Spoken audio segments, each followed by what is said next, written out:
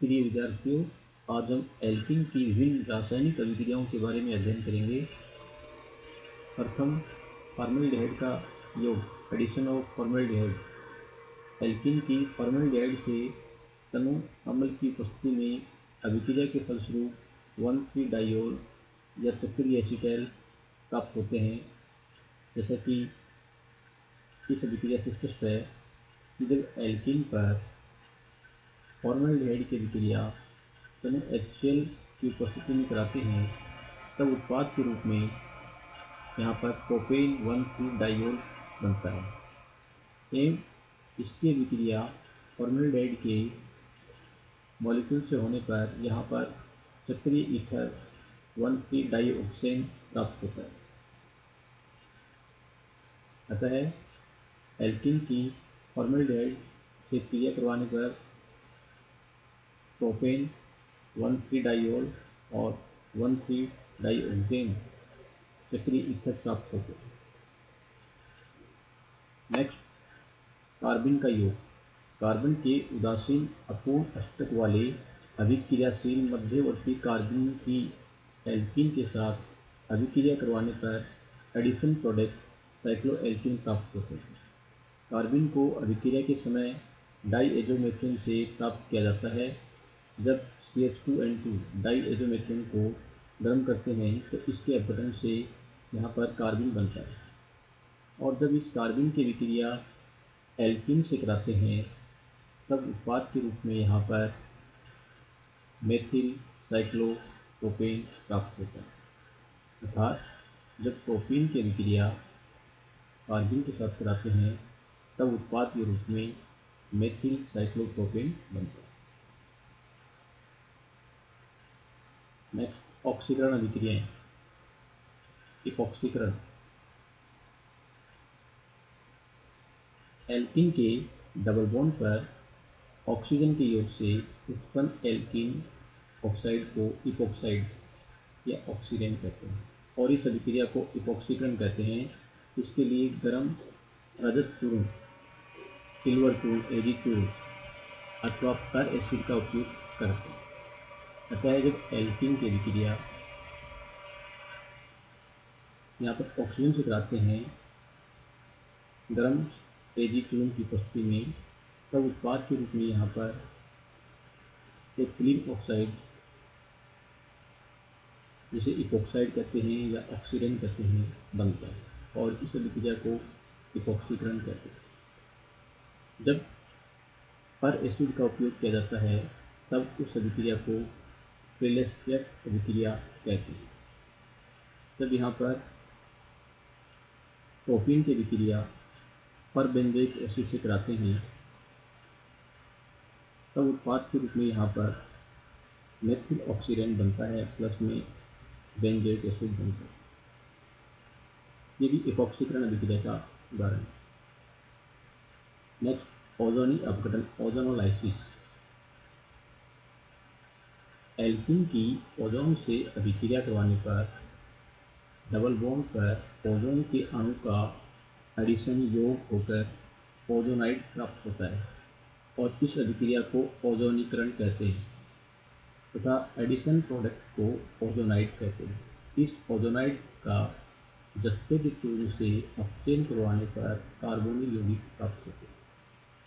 जैसा कि यहाँ पर स्पष्ट है कि जब एल्कीन की अभिक्रिया ओजोन से कराते हैं तब यहाँ पर एडिशन प्रोडक्ट ओजोनाइड बनता है, और इस ओजोनाइड के जिंक चूर्ण और H2 की उपस्थिति में अपचयन होने के फलस्वरूप उत्पाद के रूप में यहाँ पर कार्बोनिल यौगिक एल्डिहाइड या कीटोन प्राप्त होते हैं।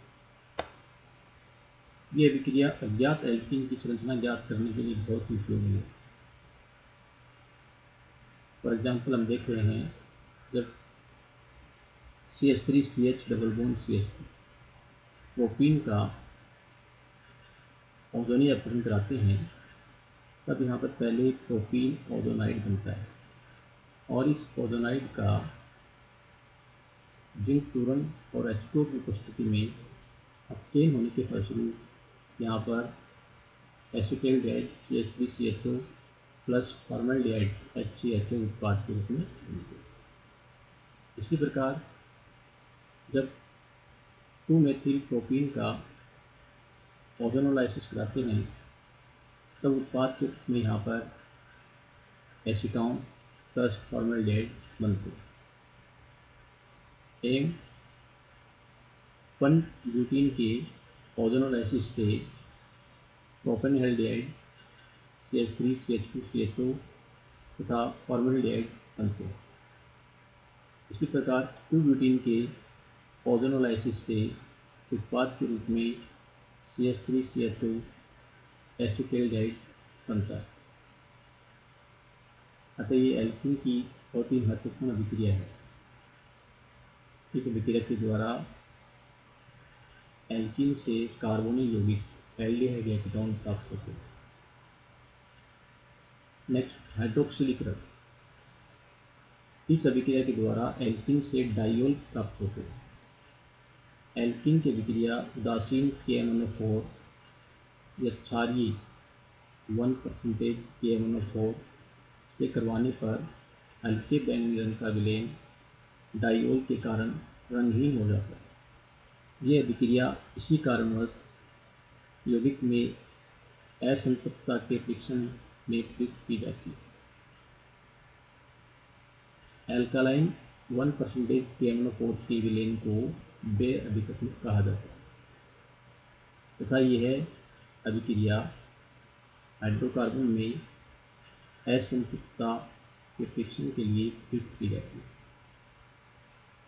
जब एल्कीन की अभिक्रिया यहाँ पर उदासीन KMnO4 या 1% क्षारीय KMnO4 से रिएक्शन करवाते हैं तब यहाँ मैग्नेट एस्टर बनता है और इसके जल अपघटन के फलस्वरूप यहाँ पर डाइयोल बनते हैं। यहाँ पर सिस एडिशन होता है। अतः 1,2 डाइयोल उत्पाद के रूप में यहाँ पर प्राप्त होते हैं। यह सिस एडिशन का उदाहरण है।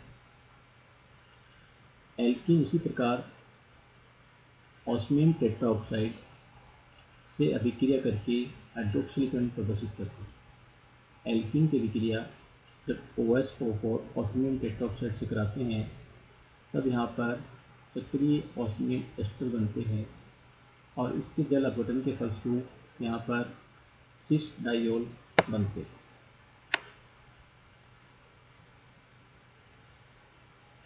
एल्कीन की अभिक्रिया यदि ग्लेशियल एसिटिक एसिड में हाइड्रोजन पेरोक्साइड के विलेन से करवाई जाती है तब भी हाइड्रोक्सिलीकरण होता है। अन्य पर एसिड जैसे परबेंजोइक अम्ल, परफॉर्मिक अम्ल इत्यादि भी इसमें प्रयुक्त कर सकते हैं। इस अभिक्रिया में पहले ऑक्सीजन बनता है जिसकी 3 सदस्यीय वलय टूट करके ट्रांस विपक्ष 1,2 डाइयोल देती है। अतः एल्कीन की अभिक्रिया परबेंजोइक एसिड की उपस्थिति में होने के फलस्वरूप यहाँ पर पहले ऑक्सीजन बनता है और यह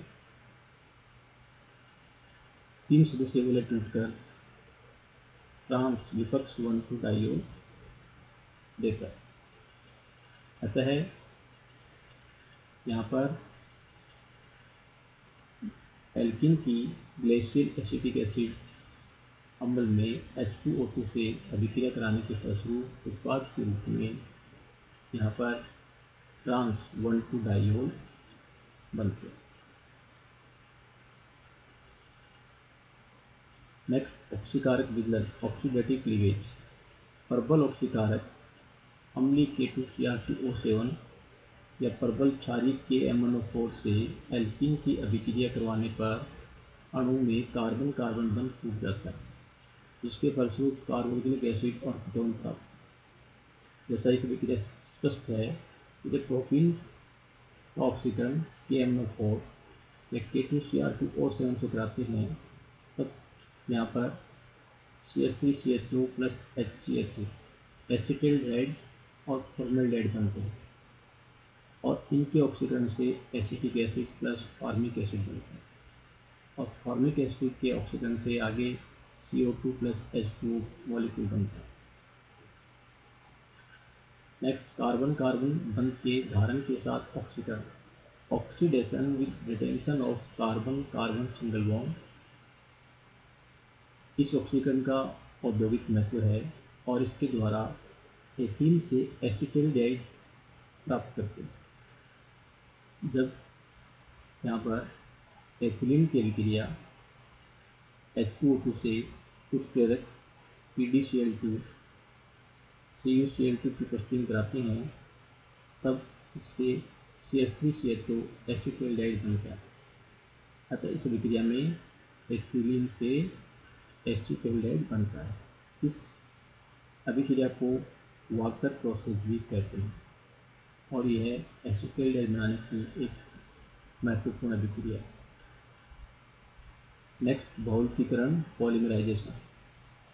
इस अभिक्रिया के द्वारा बहुत से सरल अणु मिलकर एक बड़ा जटिल अणु बनाते हैं, उसे बहुलकीकरण पॉलीमराइजेशन कहते हैं। सरल अणुओं को एकलक मोनोमर और जटिल विशाल अणु को बहुलक पॉलीमर कहते हैं। पॉलीमर का अणुभार सरल अणुओं के अणुभार से बहुत अधिक, किंतु उसका गुणांक है। जैसे यहाँ एथीन के बहुलकीकरण से पॉलीएथीन या पॉलीथीन बनता है। बहुलकीकरण बहुत ही औद्योगिक महत्व का है। इसका प्लास्टिक उद्योग में बहुत ही महत्व है। इसी प्रकार से एक्राइलोनाइट्राइल या विनाइल साइनाइड NaNH2 सोडामाइड की उपस्थिति में बहुलकीकृत होकर के पॉलीएक्राइलोनाइट्राइल या एक्रिलोन बनाते हैं। जिगलर-नाटा बहुलकीकरण। प्रतिस्थापित एल्कीन जिगलर-नाटा उत्प्रेरक की उपस्थिति में बहुलकीकृत होते हैं। Try alkyl aluminium plus TiCl4 को जिगलर-नाटा उत्प्रेरक कहते हैं।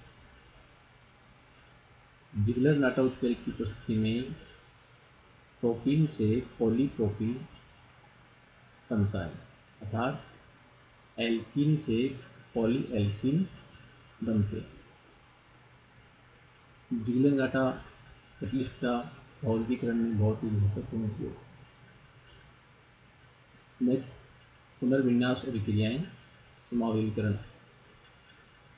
उच्च ताप और उत्प्रेरक की उपस्थिति में एल्कीन को गर्म करने पर इनका समावलीकरण हो जाता है, जिसके फलस्वरूप श्रृंखला और स्थिति समावली बनते। प्रथम, स्थिति समावलीकरण पोजीशन आइसोमेराइजेशन। इसमें डबल बॉन्ड की पोजीशन है, उसमें परिवर्तन होता है। जैसे 1 पेंटीन है, इसको हम अगर 200 से 300 डिग्री सेल्सियस पर एल्यूमिनियम सल्फेट Al2SO4 के होल्ड्राइड की उपस्थिति में गर्म करते हैं, तब यह 2 पेंटीन में परिवर्तित हो जाता है। और 1 पेंटीन और 2 पेंटीन है तो एक दूसरे के पोजीशन आइसोमेरिज्म है, अतः यह पोजीशन स्थिति समावलीकरण का उदाहरण है। नेक्स्ट, श्रृंखला समावलीकरण। इस प्रकार के समावलीकरण में समूह के ट्रांसफर के द्वारा अशाखित एल्कीन शाखित एल्कीन में परिवर्तित हो जाते हैं। जब 1 ब्यूटीन को 200 से 300 डिग्री सेल्सियस ताप पर Al2SO4 के होल्ड्राइड की उपस्थिति में गर्म करते हैं, तब इससे 2-मेथिल प्रोपीन बनता है, अर्थात अशाखित एल्कीन से यहाँ पर शाखित एल्कीन बनती है। इसे श्रृंखला समावलीकरण कहते हैं।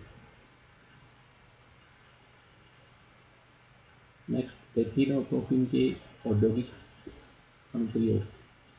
इसका सबसे महत्वपूर्ण उपयोग बहुलक पॉलीथीन है। एथीन से पॉलीथीन बहुलक बनता है और पॉलीथीन को पैकेजिंग में प्लास्टिक की बोतल, डिब्बे, पाइप बनाने में प्रयुक्त करते हैं। इसी प्रकार से वाइनिल क्लोराइड से PVC के पाइप बनाते हैं, PVC के ट्यूब, बरसाती कोट, खिलौने, कपड़े बनाने में प्रयुक्त करते हैं। स्टायरीन से पॉलीस्टायरीन बनता है, जिसका उपयोग पैकेजिंग पदार्थ, रेडियो, टेलीविज़न के कैबिनेट, रेफ्रिजरेटर के अस्तर, घर के सामान बनाने में करते हैं। टेट्राफ्लोरोएथिलीन CF2 double bond CF2 Teflon. इसके बहुलीकरण से टेफ्लॉन बनता है, जिसका उपयोग घरेलू बर्तनों पर नॉन स्टिक परत बनाने में किया जाता है। इसी प्रकार से ट्राइक्लोरेथीन एक दूरी विलायक है, जो औद्योगिक नाम जेस्ट्रोसोल के नाम से जाना जाता है। ट्राइक्लोरेथीन भी विलायक के रूप में प्रयुक्त करते हैं और यह ट्रैक्लिन के नाम से ड्रैक्लिन में प्रयुक्त किया जाता है। प्रोपीन का भी बहुत अधिक उपयोग है, बहुलक बनाने में किया जाता है।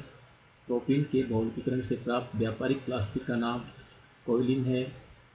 पॉलीप्रोपीन का उपयोग पैकेजिंग, हैलो के अस्तर और आवरण बनाने में करते हैं।